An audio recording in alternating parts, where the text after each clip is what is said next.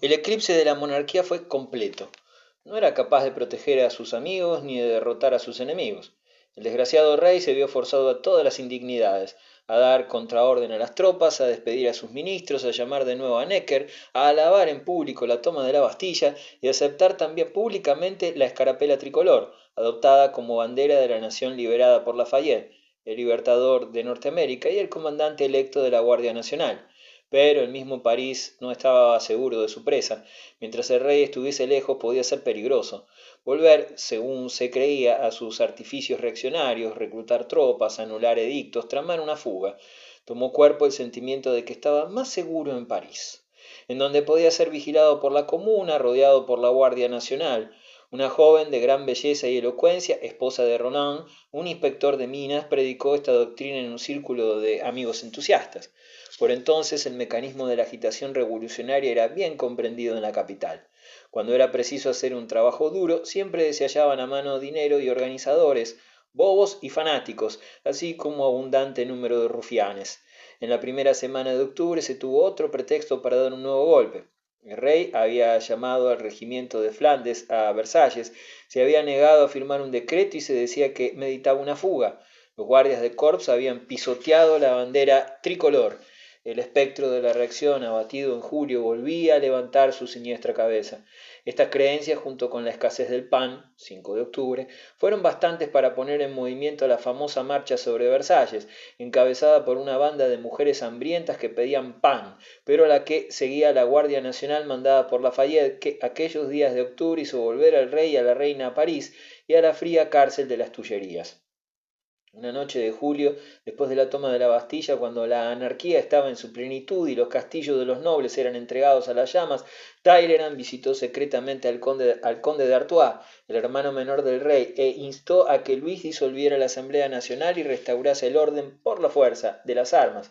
El rey declinó por humanidad y d'Artois, no confiando en su protección, huyó más allá de la frontera, encabezando la primera de aquellas oleadas de emigración que tanto daño hicieron a Francia y a Europa.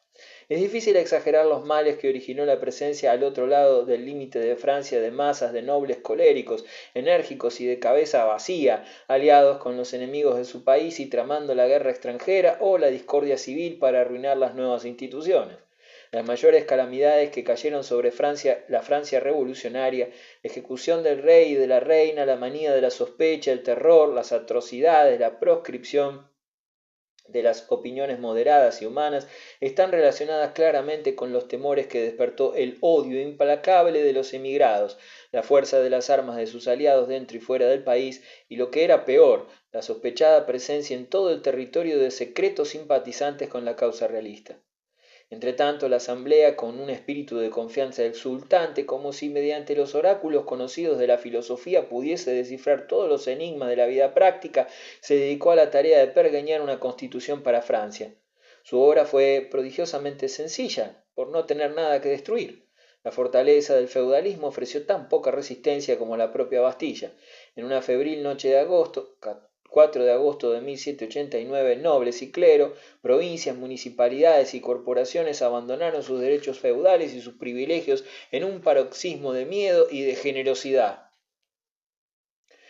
El viejo orden se desmoronaba al choque de las emociones revolucionarias que la asamblea compartía en gran parte, sin que, sin embargo, hiciesen nada para producirlas o para someterlas a una dirección. Nunca una sociedad ilustre ha renunciado tan bruscamente a su pasado histórico. Si la monarquía hubiese sido vencida y humillada en una guerra devastadora, su humillación no habría sido tan completa. Después de la caída de la Bastilla, todo estaba sumido en el caos. La administración, el ejército y con serios resultados para el futuro marítimo de Francia, la marina, que también se había comportado en la guerra americana. Los campesinos quemaron los títulos de sus señores, nadie obedecía a la ley ni pagaba impuestos. En cada rincón de Francia surgió la Guardia Nacional, una gran milicia devota a la revolución para defender su causa. Se extendía un pensamiento por el país, infiltrando su música de sirena en todos los corazones. El pueblo era soberano. La molesta monarquía del viejo régimen era una gran impostura.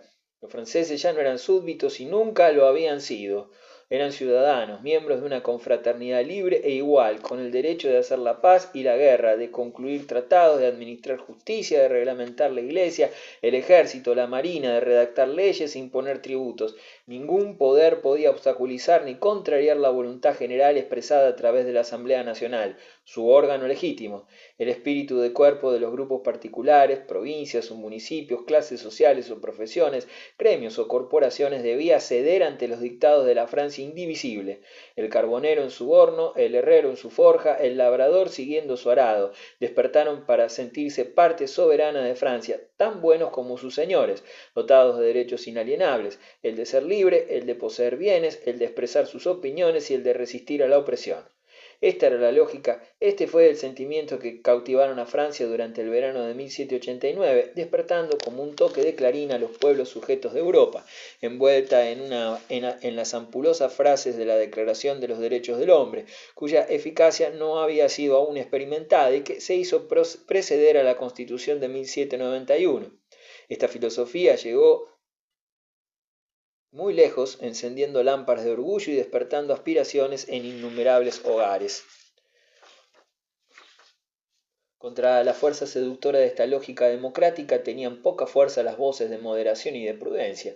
La creencia en la bondad esencial de la naturaleza humana que servía de base a esas teorías fue el origen de muchas de las terribles calamidades que cayeron en rápida sucesión sobre Francia.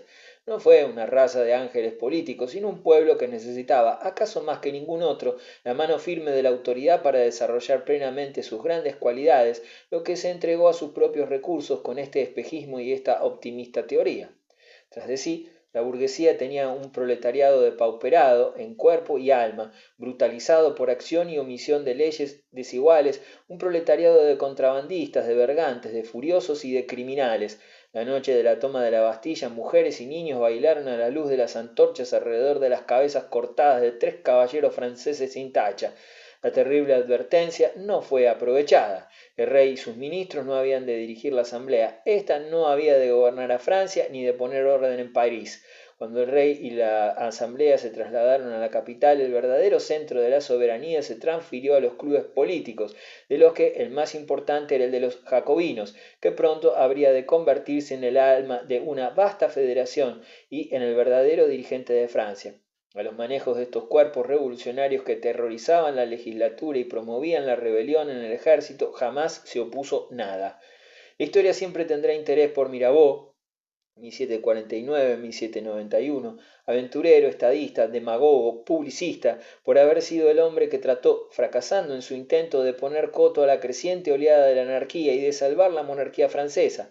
Para él, como para Munier y para otros varones prudentes, era suficientemente claro que sólo un fuerte poder ejecutivo podía evitar que Francia cayese en el abismo. Pero, ¿dónde había de encontrarse esta fuerza? No era en el rey, ni en su hermano mayor, el conde de Provenza, ni en Lafayette, el vanidoso e incapaz comandante de la Guardia Nacional de París. Todas las intrigas para cimentar un fuerte ministerio de la corona quebraron.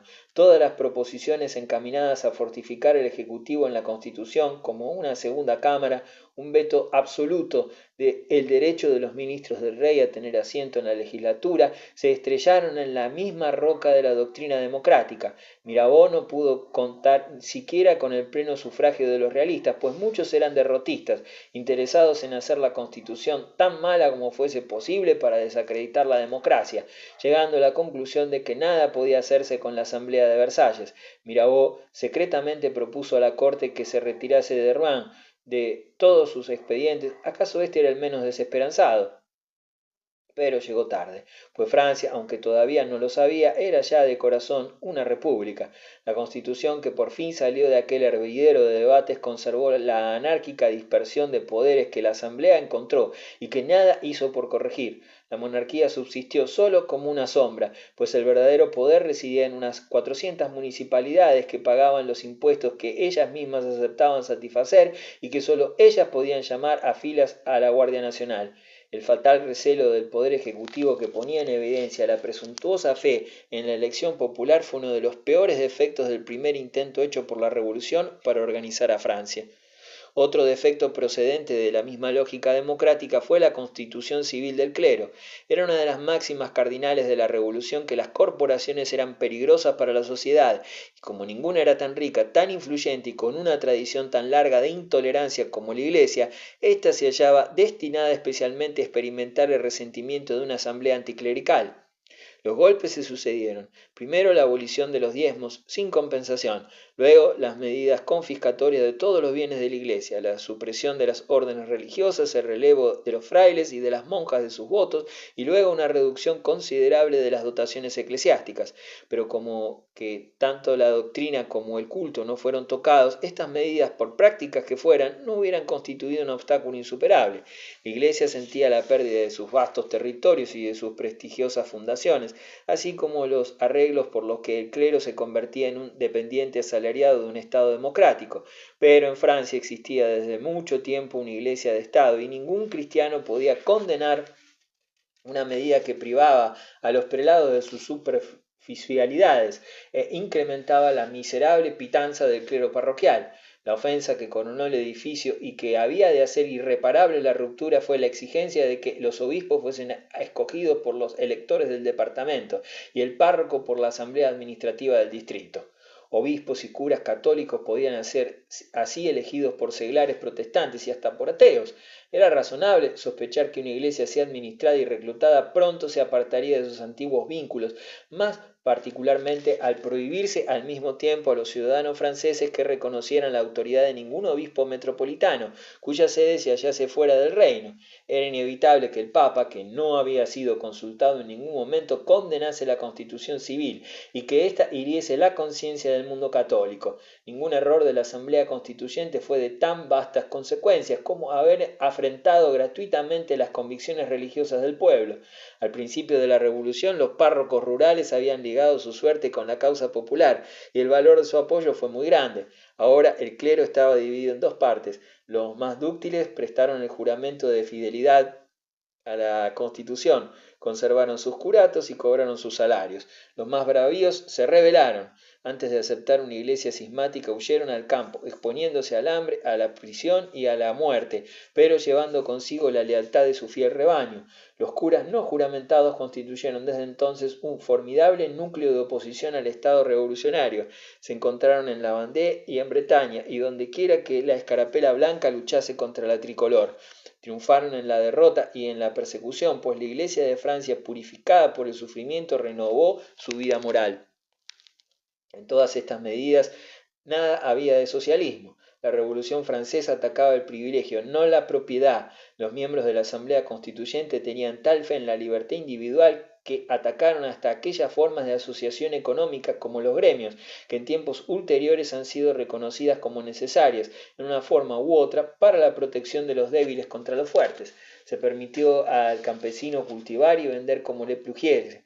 Se abolió la servidumbre dondequiera que existiese, desaparecieron las prestaciones, se mitigaron las leyes de caza, se privó al señor de todos sus derechos sobre los bienes comunales, pero si los detalles del sistema territorial fueron transformados, sus fundamentos permanecieron intactos. El suelo de Francia continuó siendo cultivado por campesinos propietarios, por arrendatarios o por el sistema de colonato o de participación, por el que el dueño de la tierra y el arrendatario se repartían los gastos y los provechos. Un plan de comunismo agrario o de propiedad de la tierra por el Estado no fue nunca sugerido. Los campesinos se sintieron ligados a la revolución por fuertes lazos materiales que tenían su raíz en las mismas necesidades del Estado, y con ello, por lo menos, una parte de la obra de la Asamblea Constituyente no pudo ser anulada. Para gobernar a Francia, la Asamblea necesitaba fondos y trató de conseguirlos con la emisión de billetes, o sea, de los llamados asignados, garantizados por las propiedades de la Iglesia y luego también por las de la corona y de los emigrados.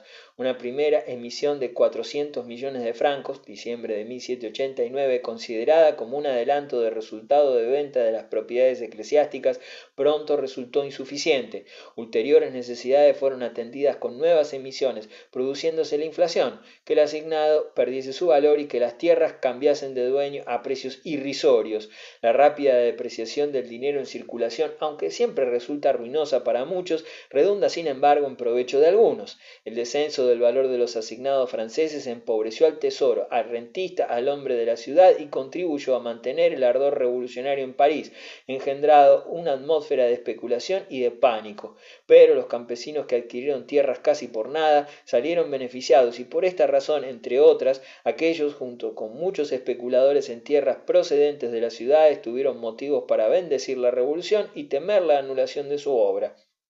Los prisioneros de las Tullerías miraban con horror y disgusto, pero con sensación de impotencia, la violencia del club de los jacobinos, las excitaciones sedientas de sangre de la prensa y las incesantes capitulaciones de la asamblea ante los dictados del populacho.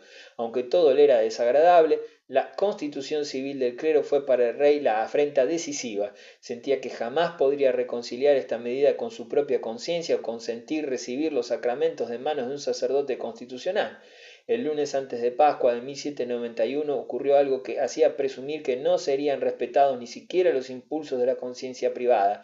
Aquel día el rey y la reina, al querer cumplir con el precepto pascual en Saint-Cloud, tuvieron que volverse atrás por impedirle seguir adelante a la multitud. Esta humillación fue decisiva. La familia real decidió escapar a la frontera, en donde Bouillé, a la cabeza de una fuerza realista, podía ofrecerles protección.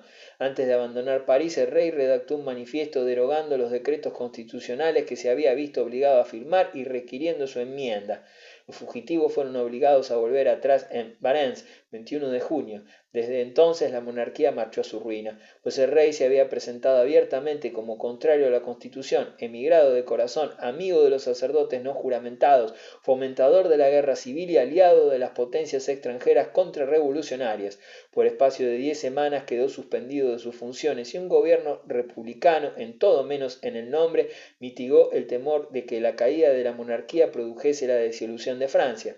Cuando terminó de redactarse la Constitución, 14 de septiembre de 1791, la Asamblea puso fin a su existencia, ya mediante un acto de abnegación que redundó poco en servicio de Francia, había decretado que sus miembros quedaban incapacitados de ser elegidos para la nueva legislatura, sacrificando alegremente la experiencia ganada en 2 años de intensa aplicación política.